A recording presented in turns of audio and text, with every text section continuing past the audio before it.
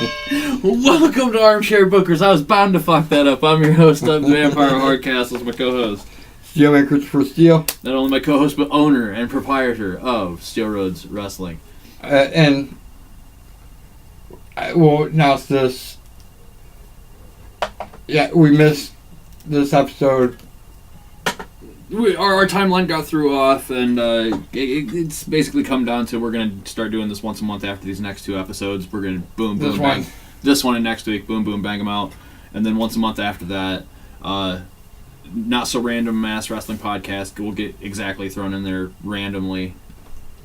Not so randomly. It'll be after pay-per-views. After pay-per-views. Or if something big happens and we want to talk about it. And really it's pretty much pay-per-views. Because unless there's like a Benoit incident again where we have to breaking news, I just pop in and fucking go live. Because basically... Getting sick of doing them. Yeah. We got all the shit we would rather handle instead of wrestling. Wrestling is getting kind of old hat. It's the same shit, different. New era, same old shit. And we're probably only going to do Armchair until March or April, something like that. We'll push through till Cells of Apocalypse, and there'll be a big finale. Everybody dies. That's kind of what I was going to go for. Everybody in the cells will die. The cells will implode on them all. I was just thinking the cells implode upon me and you, and the person that pulled the trigger was like Vince, and to get his damn company back, that we ran into the ground, and boom, WWE returns, and blah blah blah blah. And then everybody could play the fucking video games and do whatever they want at that point, and hit their own universe mode and be where we're at.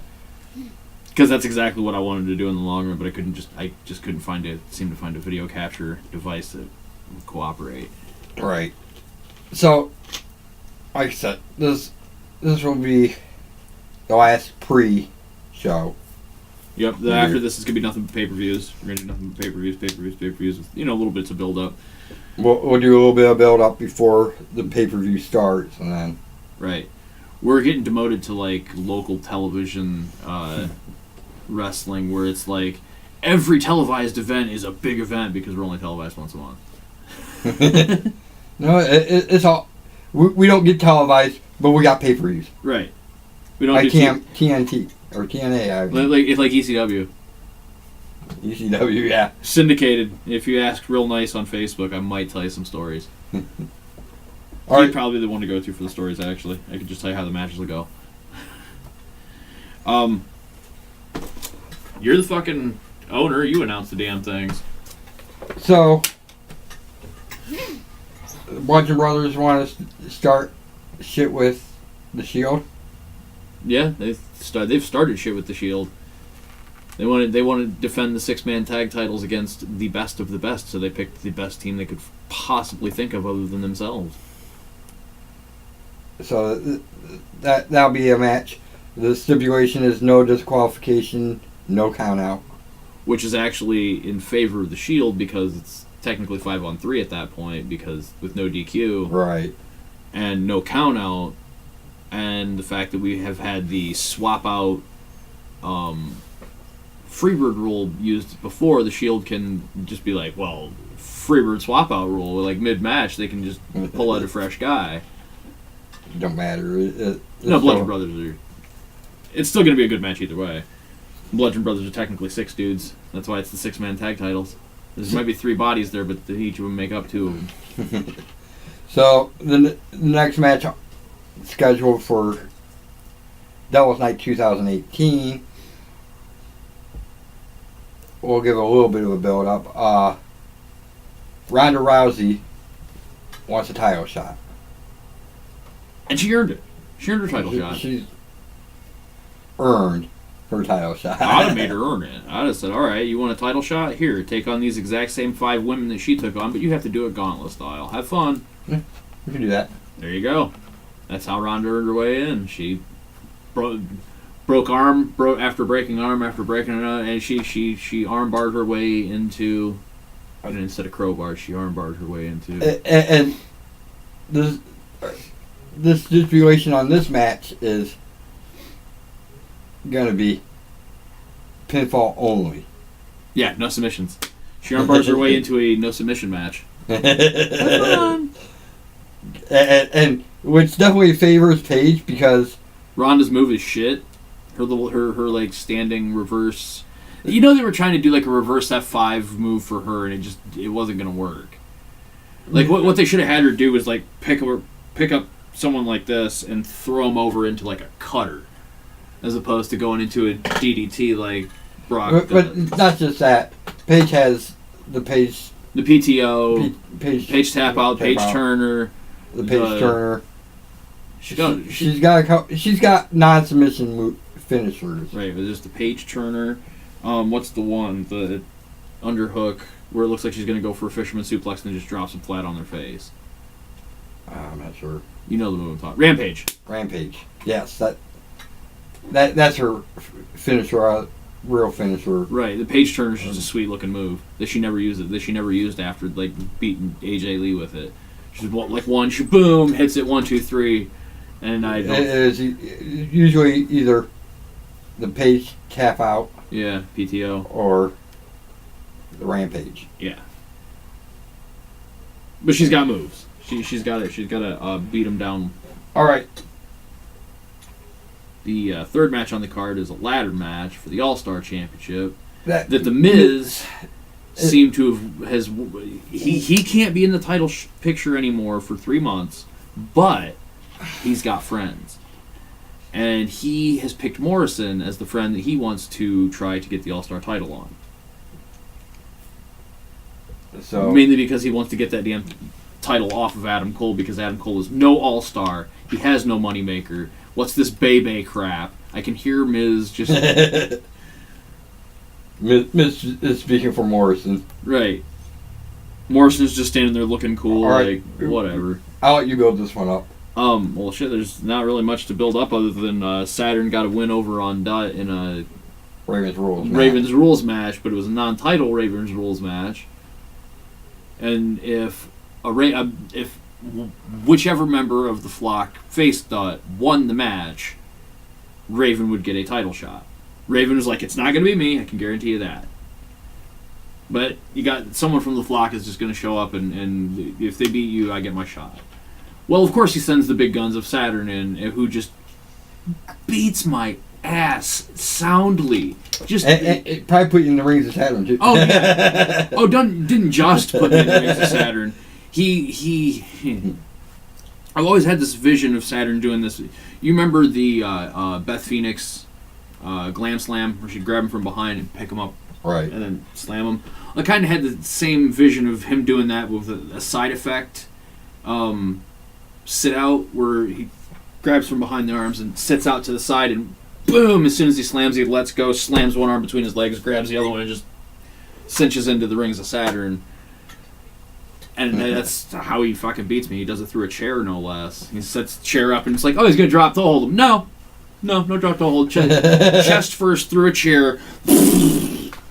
Use that one to sit down. And so Raven gets his match, but he threw claws on there because he's like, you know what? We both have an army behind us. And with an army behind each of us, this is going to get really messy. So, how about we put ourselves in a completely enclosed cage with weapons everywhere. I'm going to invite you to a Bowery cage death match. I'm like, all right, cool. It means I don't have to dick with fucking Saturn anymore. Ow.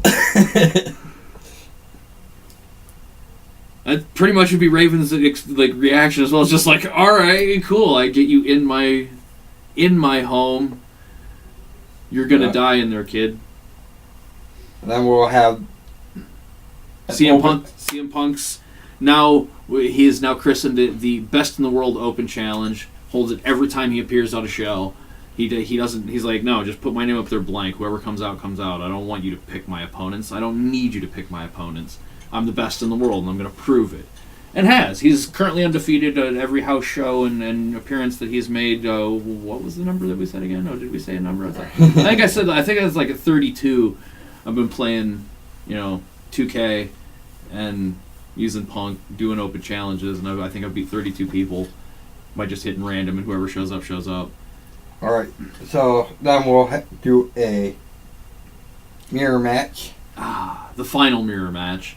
Final mirror match, because we're going to start concentrating on story. And with it being once a month, we're going to stop being frivolous with our matches. But this one just had to be done. It fucking had to be.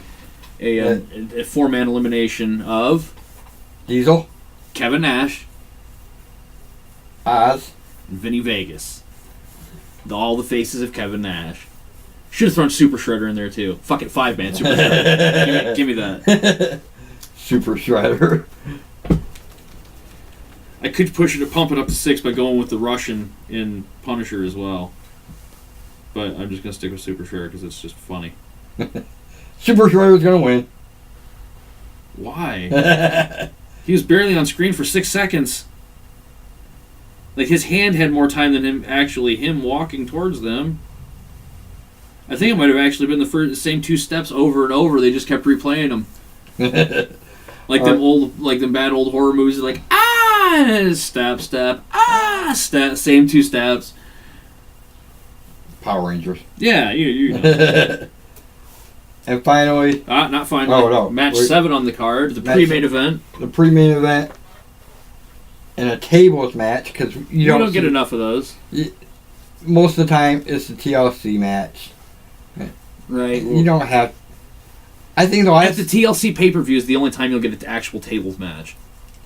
You won't get them outside of the TLC pay-per-view. Really haven't even had... Not for a while. I think the last one was Kevin Owens and Ambrose or something like that. That was like the last memorable one I can think of. The last one I can remember is older than that. It's fucking... where Sheamus won. The title. Right. Sheamus. Mine wasn't even a title match. Mine was like a lead into a title match. Right. Like the winner of it. But that was that was the title match. It's been a long ass effing time. Right. We need a good tables match. But who's in the tables match? I mean, if it's going to be good, who's going to be in it? We got Bobby Roode. In his return. That's return, yes. Coming back from injury, he gets a return match, and wasn't really his choice to be put in this match. We just knew he was coming back, and we needed someone to take on one of the legends. And as members of the Steel Club, we want to put our best foot forward. So we put in. We got Sting for it. We knew Sting was going to be one of the main opponents. It was either going to be Sting or Flair or Dusty Rhodes, and we knew Bobby Roode could handle all 3 of them. And it's freaking Bobby Roode, right? Because he is in fact glorious. He still needs to be heel. Oh yeah, dude. We do a better Bobby Roode than Bobby Roode is allowed to do right now. I feel that way with a lot of the superstars. Like, I much prefer Rusev heel. I don't mind the face Rusev. I like the ruthlessness of the heel Rusev. Right. And Kevin Owens, he could be their new Steve Austin if they just let him. If they just let him run roughshod for like a week. Put him back on SmackDown where Shane doesn't want him. But that won't work because Shane doesn't want to play a bad guy. They could have him do it with Baron Corbin. Shane hasn't even been on fucking. Right, they could have him go this past week has been the first time Shane's been on in a while. About a year. Yeah. Post WrestleMania, I think he showed up. Pre-Wrestle, just before WrestleMania. Yeah. Because they had the match. That's right. They were setting up for that. Yep. And the main event of the evening is a Falls Count Anywhere match for the Global Championship. Which means Triple H versus the Madness, Macho Man Randy Savage. With Liz in his corner. With Liz. I actually kind of see this more in favor of Triple H. Because Steel Club. Not just that. You get him out in the audience, we could be anywhere. Well, you get out in the audience, Savage can't get a fucking flying elbow drop in. Yeah, he can. Not like he can in the ring. Not like he can in the ring, but don't think Macho Man would not throw down a freaking elbow drop off of the... Like, Where the archway. As a matter of fact, I'll plot a spot similar to that in there where we're like either off the archway or I'll find something. I'll find an elbow drop and throw in there somewhere. Misses. I was just gonna say it might not necessarily make contact, but he'll throw an elbow in there somewhere. Hell, it might make contact. It's triple fucking H. He is the game. Actually, I would think he tries a couple times, hits one and misses like a second one. Hits one but doesn't land in a good position to be able to cover him quickly, and it takes a lot out of him, so he can't make the cover. Yeah. And then he goes again. See, what we're doing right now is showing you a glimpse behind the curtain of how we actually talk about these when we're not on camera, so we can get the story over well. But who cares anymore, honestly? Fuck it. Take a You don't even watch anyways. Yeah, you don't. Nobody watches in the first place. We could fucking literally do the entire thing. We could probably kill 45 minutes doing the build-up of how we write these fucking stupid shows. That's why I'm just like, nobody's watching. We need to focus on one thing and get people watching. And Random Ass seems to get everybody's attention with, hey, I've watched that. Hey, that's actually a pretty cool idea. So... And then we can just... Random Ass is more our forte. Right, and with Random Ass, we can just move the wrestling shit in when it's fucking relative to the conversation, because it's in fact going to be more random than ever before. Not that we're not going to be prepared, it's just we're going to have... I have some different topics that are a little off what we typically talk about. Alright, so... That will be Devil's Night 2018, which will shoot at your ass next fucking week, which will be the last one of the month until the next pay-per-view that we decide to do. Thanksgiving time, probably. Thanksgiving Day. Yeah. Because we typically do Thanksgiving. Our Thanksgiving one every year. So far, yeah. Just like SummerSlam. Yep. Used to be. No, Survivor Series. Or Survivor Series, yes. It used to be every year on Thanksgiving. On Thanksgiving. Then they started moving it to the Wednesday before. And then they were like, well, why don't we just move them all to Sunday? Pay-per-views seem to work better on Sunday. No, they don't. Put them on fucking Saturday night. We got shit to do fucking Monday. We had school and shit. Right. No, we can't move it on to Saturday because boxing has things on Saturdays. Right. So. And we don't give a shit if we step on football's toes. But college football is cool. That's where we pull a lot of our wrestlers from because they get injured in college. And we could be like, hey, look at this not as rough and tumble sport as football or boxing, but you can make a lot of money. Just fake a punch, kid. You totally blew that punch, too. Right? You're like 5 feet away from each other. Oh, dude. And there's some bad spots that I've seen lately. I've seen it like way back here. Boom. What did the wind? Did the wind off of his fist give you a fucking cold and you sneeze, boy? What the hell happened there? Triple H. It was against Triple H. Somebody fucking went to throw a punch. Dude, it was Jeff Hardy.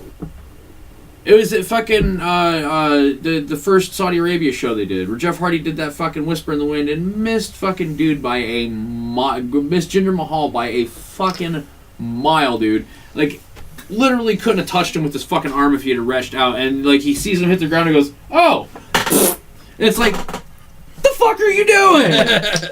Who taught him how to wrestle? What happens in that scenario is you go, "Oh, dumbass, should have fucking aimed better." Like, you don't... What the fuck, dude? No, Triple H is way back... Or like anything, you pick him... And the guy swings, and he falls down! I'm like... Was that Jericho? Was that the one where Jericho, like, he goes to hit him, and he's, like, mid-run, and like, he just goes mid-air like that, and Triple H is like, oh, yeah! Ugh. I've seen Hunter be at the receiving end of that a couple times. Because, no, it was Jericho went to fucking do the diving forearm and missed him by a mile and already went like that and made the smack sound, and fucking Hunter's like, oh, yeah, God, dude, Botchamania, man. I love that shit. Fucking comedically botched spots are hilarious. Sin Cara is fucking good for those. Just like... Which Sin Cara?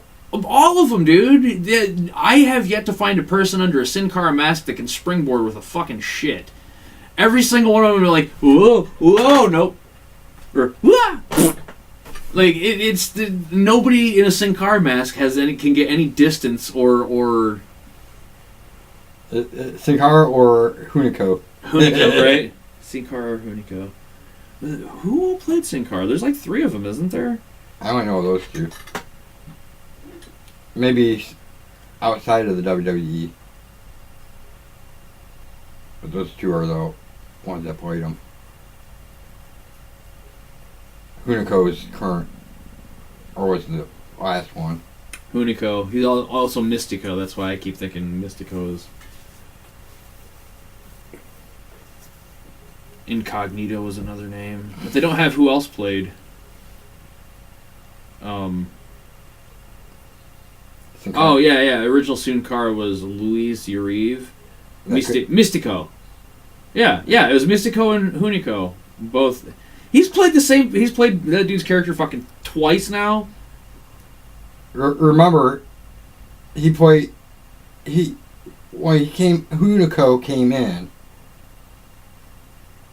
he was the fake Sin Cara. Yeah, he was Sin Cara Negro or the black one. Right. Negro, yeah, Sin Cara Negro. It was a fake Sin Cara. They demasked him. And then when Luis Uribe fucking sucked it up a bunch in a row, they were just like, you know what? They fired him. Yeah, they fired him and like, you know what? That other dude did a better Sin Cara. Go play Sin Cara again. Actually, they waited a couple years. He was fired for a while.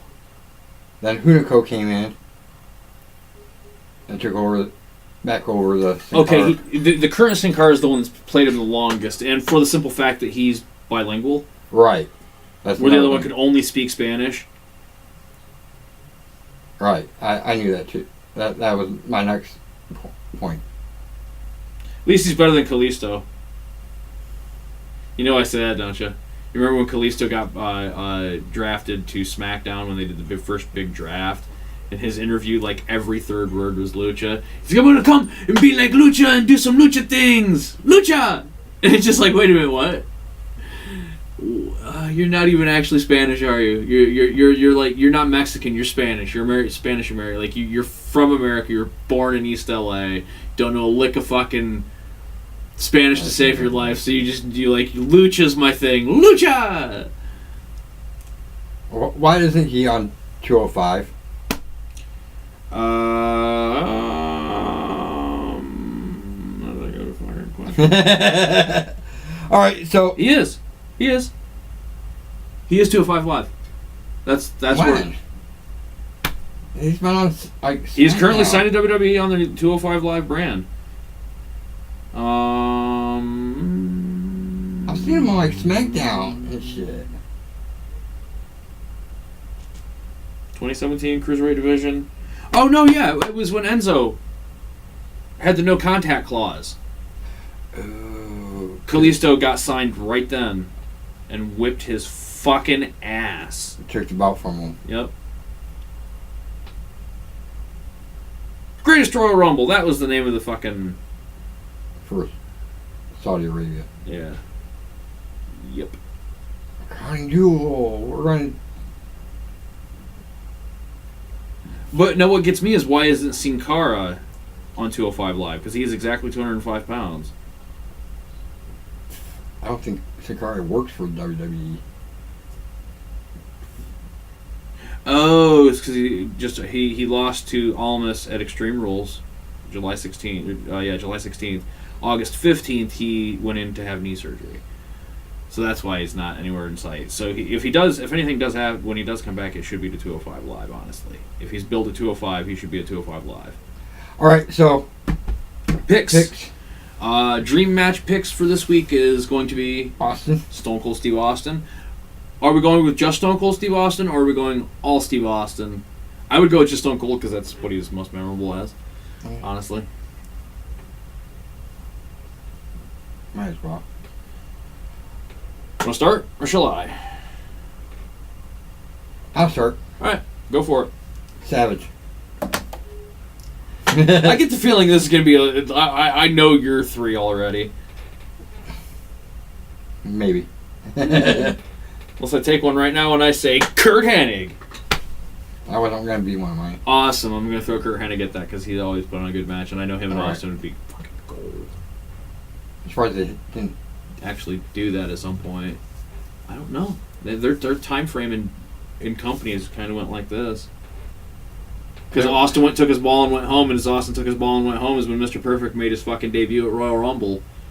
Like, and then he fucking passed away, and that's when Austin's like, alright, I can come back and rough some stuff. And it's like, what the fucking hell? Yeah, they just kind of did this with each other. Which is a shame, because that'd have been a good match. I'll go with the glorious one, Bobby Roode. Bobby Roode would, yeah. Bobby Roode would be Because I just see a great match between those two. I can see, like, yeah, a great match. Not only a great match, but at the end of the match, them actually sharing a beer. That And him catching one more stunner. But always, you know, like, sharing the beer, like the beer money. right. TNA beer money and... I could also see some great spot promos. Oh, yeah. Promos, spots in the match. Like Right. like gimmicky bits that both of them would love to do. I'll go with... I'll kind of go on that same route. Sandman. That's right, they didn't. I think they did have a match in ECW, but it wasn't Stone Beerswill and Stone Cold Steve Austin. Yeah, and if it would have been in WWE, it would have sucked because Sandman wouldn't have been able to do his cigarette smoke and enter Sandman full beer before the match, full beer during the match, full beer after the match. Get up, which would have been great.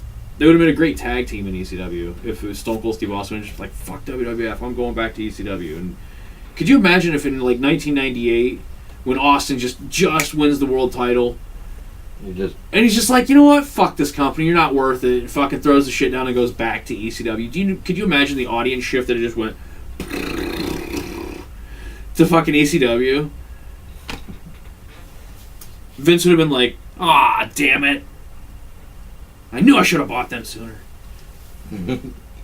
Which he actually did own. Well, he didn't own them. He was funneling them money. He owned them. Kinda. He owned Paul. That was enough. Which Paul owned now. Right. So he owned them. Pretty much. So who's your final? I'm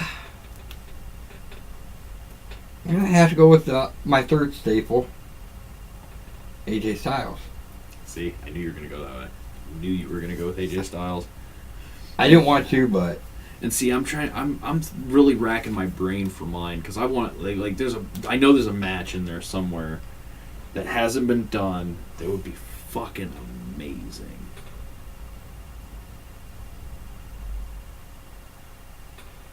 No, they never went at it, ever. I was also thinking maybe Kevin Nash. Kevin Nash would have been a good one. And I know him and Hall went at it. Nash would be a good one. But no, I'm thinking CM Punk. No. Scratch that. Kevin Owens. Stone Cold Steve Austin and Kevin Owens, those promos would have been solid as fuck. Right, yeah, they're the same person. More or less, yeah. It's amazing, though, how many people don't like Kevin Owens and how many people loved Steve Austin with the same kind of shit that they're up against. They're the same person! They are. It's because now the boss is the good guys again. Which is what the company wants to do and needs to do, is make themselves out to be good guys, because then people will trust them again and believe them. For the longest time, the company's made themselves out to be bad guys. Stephanie is a bad guy. Not really. She wants to be cheered too. Now she's like, what? He gets cheered and I don't? And like, she's spent so much time away.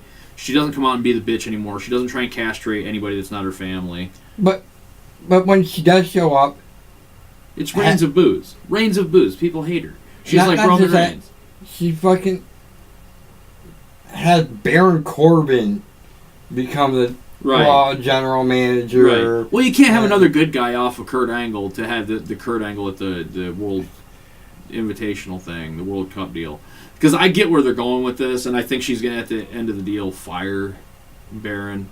And not just reinstate Kurt. I think she's going to fire Baron. Say, Kurt, you did a really good job in the World Cup. I want you to be on my roster, and then she'll bring someone else in to be GM.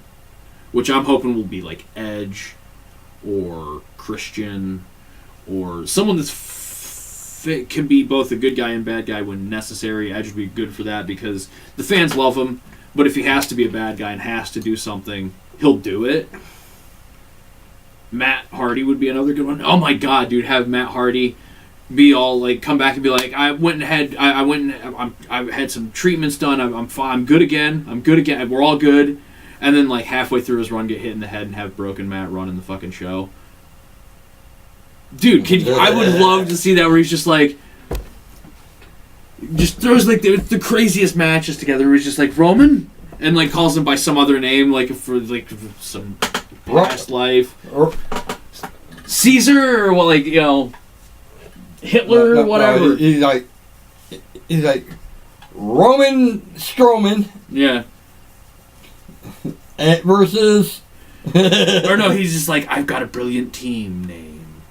Braun Roman. And makes him a tag team. It's just like, wait, what? And then Bray's just over there like, dude, this is not gonna work, man. Braun is not the kind of dude you want to just stick in a random tag team. Not only get somebody he hates. He's not only gonna beat his ass, he's gonna beat his opponent's ass. So, all right, so that pretty much wraps the show up. We'll see you next week. Until then, like, share, subscribe, comment. Tell your friends. Tell your enemies. Tell your frenemies to hit that notification button, damn it. Ding, ding, ding. Ding, ding, ding. And keep it nice and right. Or look it right. Ring the bell and keep it nice and random, yo. Peace.